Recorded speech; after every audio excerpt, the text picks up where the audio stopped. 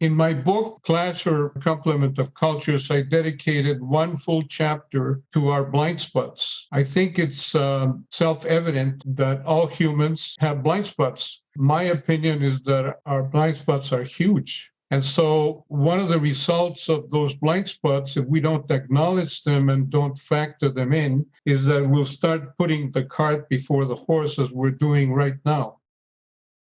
There's a great book that was written by a Stanford historian, Walter Scheidel, called The Great Leveler. He did intense research on how these crises are recurrent throughout human history. He went back quite a bit to prehistoric times, to the Stone Age, and found that every time humans exercise too much inequality on the masses of humanity, we have a great impact on what happens when we throw things out of balance.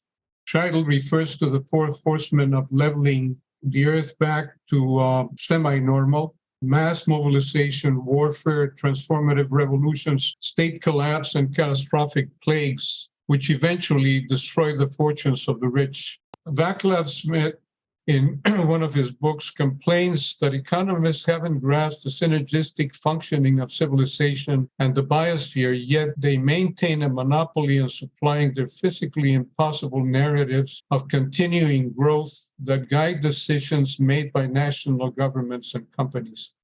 As far as human resources, there's a very famous historian, Yuval Noah Harari, whose books have been selling more than 20 million copies. He was invited to speak to the world's leadership in Davos, Switzerland. Also advises us not to worry too much about human resources. Why?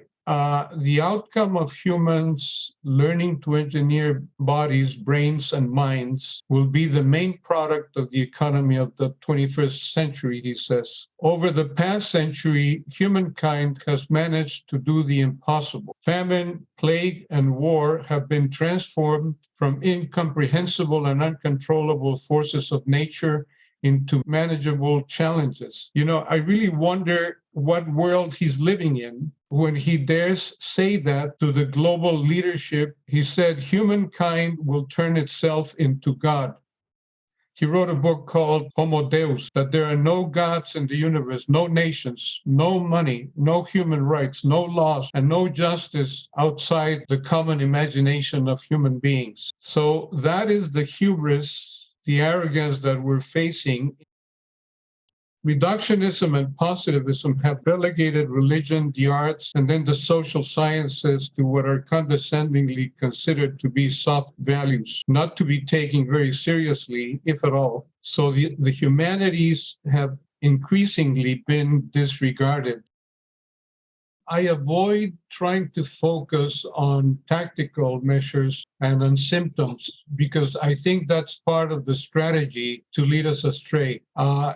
Everybody's so mired in the thousands of things that are going wrong that they're totally confused. I mean, children are actually committing suicide in unprecedented numbers because they're confused. So this thing that the best and the brightest should lead us in the right direction is something that I totally disagree with. We have to realize that helping one another, the common good, is not a burden. It's a privilege. It's a privilege to be able to help one another because we are the greatest assets available to us. And we sacrifice both human beings and natural resources so that a few might be more powerful and wealthy. It doesn't make any sense that everything is interdependent. You know, that little bit natural sciences has proven.